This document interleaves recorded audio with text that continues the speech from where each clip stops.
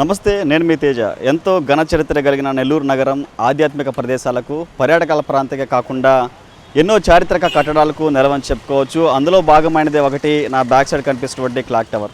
British కాలంలో 1939 సంవత్సరంలో నిర్మించారు. ఈ యొక్క క్లాక్ టవర్ ప్రస్తుత పరిస్థితులు ఏ విధంగా మనం చూస్తున్నాం. గత 7-8 దశాబ్దాల క్రితం ఎవరికి కూడా చేతి సంబంధించిన వాచ్లు కావచ్చు, గోడ గడియారం లేనటువంటి పరిస్థితి. ఆ కాలంలో కూడా సమయాన్ని ఎలా తెలుసుకునేవారంటే కాలానికి అనుగుణంగా ముందుకెళ్తూ తమ కార్యకలాపాల నిమిత్తం సమయాన్ని చూసుకుంటూ ముందుకెళ్ళే పరిస్థితుంది. అయితే రానటువంటి టెక్నాలజీలు రోజులు మారుతున్న క్రమంలో నూతన టెక్నాలజీకి అందుబాటులో రావడం, ప్రతి ఒక్కరి చేతిలో సెల్ ఫోన్స్, వాచెస్, గోడ గడియారాలు నూతన టెక్నాలజీ అందుబాటులోకి వస్తున్న తర్వాత కాలక్రమైనటువంటి గడియారాలు ముందుకు వస్తున్నటువంటి పరిస్థితుంది. అయితే బ్రిటిష్ కాలంలో కూడా ప్రతి ఒక్క మహానగరాలు, ప్రధాన నగరాలు ఏవైతే ఉన్నాయో వాటన్నిటువంటి ప్రధాన కూడలన్నింటిలో కూడా అప్పటి బ్రిటిష్ ప్రభుత్వం యొక్క గడియార స్తంభాలు ఏర్పాటు చేయాలని చెప్పేసి నిర్ణయం తీసుకుంది. ఆ నేపథ్యంలోనే నెల్లూరు నగరంలో ఉన్నటువంటి ఈ యొక్క విఆర్సీ సెంటర్లో యొక్క భారీ గడియార స్తంభాన్ని అయితే ఏర్పాటు చేశారు. విఆర్సీ కేంద్రం అంటే ప్రధానంగా గుర్తొచ్చేటువంటిది విఆర్ కళాశాలతో పాటు ఈ యొక్క గడియార స్తంభం అని చెప్పుకోవచ్చు. అయితే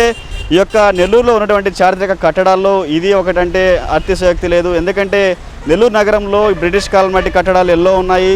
దానిలో భాగంగా నెల్లూరు వారసత్వ కట్టడాల్లో కూడా ఇది ఒకటని చెప్పేసి నెల్లూరు ప్రజలు చెప్తూ ఉంటారు. అయితే కాలక్రమేణా ఈ యొక్క చారిత్రక కట్టడాలకు అధికార యంత్రాంగం బాధ్యత వహిస్తూ వస్తుంది. అందులో భాగంగానే ఈ యొక్క గోడ గడియారం ఏదైతే కనిపిస్తుందో మనకి, ఈ యొక్క గడియార స్తంభానికి ఇటు యొక్క పాలకులు కావచ్చు, అధికార యంత్రాంగం నిర్లక్ష్యం చాలా ప్రత్యేకంగా చెప్పుకోవచ్చు.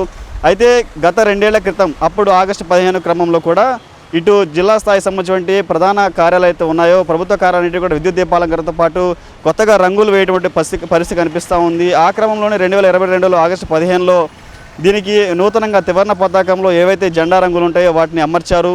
అయితే ఇది ఆ సమయంలో దీని యొక్క చాలా ఆహ్లాదకరమైన వాతావరణం తీసుకురావడంతో దీని ఫోటోలు తీసుకొని సోషల్ మీడియా కూడా చాలా నెల్లూరు విఆర్సీ సెంటర్కి ఒక తలమానికి ఉన్నటువంటి ఒక గడియార స్తంభానికి అందం తీసుకొచ్చారని చెప్పుకోవచ్చు.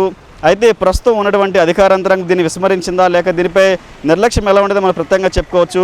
కనిపిస్తున్నటువంటి నాలుగు వైపులు ఏదైతే గడియారం ఉంటుందో అది పనిచేయనటువంటి పరిస్థితి. దీనిపై అధికారులు ఎందుకు ఇంకా దృష్టి సారించలేదు. అంతేకాకుండా దాని చుట్టుపక్కల ప్రాంతం అంతా కూడా షాపులకి, అదేవిధంగా పార్కింగ్ పాయింట్స్కి నిలవగా మారింది. అంతేకాకుండా దాని చుట్టూ ఫెన్సింగ్ కూడా ఎలాంటి ఏర్పాటు చేయని పరిస్థితుంది. అంతేకాకుండా దాన్ని శుభ్రపరచేటువంటి పరిస్థితి కనిపించట్లేదు.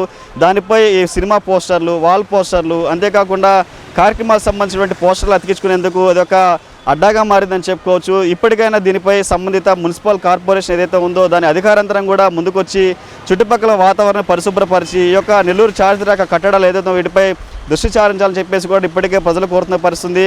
ఎందుకంటే గత 7 ఏళ్ల క్రితం మనం కొద్ది ఏళ్ళ శతాబ్దాలు చూస్తే కనుక గోడగార లేని క్రమంలో ఎంతో చారిత్రాత్మకంగా నిలిచేటువంటి యొక్క విఆర్సీ కేంద్రం గడియార స్తంభానికి అప్పటి ప్రజానికం కూడా దీని యొక్క తలమానికంగా చూస్తూ వచ్చారు. గడియార స్తంభం ముందుకు సాగుతుందంటే దానిలో అతిశయోక్తి లేదు. కాబట్టి ఇప్పటికైనా సరే ఉన్నటువంటి మున్సిపల్ అధికారంతరం ఏదైతే ఉందో ఇలాంటి చారిత్రక కట్టడాలపై దృష్టి సారించాలి. అంతేకాకుండా ఇలాంటి పురాతన కట్టడాలపై వాటికి సంబంధించినటువంటి అధికారంతరం ఏదైతే ఉందో వాటిపై చొరవలు చూపించి ఇలాంటి చర్యలు తీసుకోవాలని చెప్పేసి నెల్లూరు ప్రజలు కోరుతున్న పరిస్థితుంది. వీడియో జర్నలిస్ట్ ప్రసాద్తో కలిసి Teja, 4th estate, Nellore VRC centre నుంచి.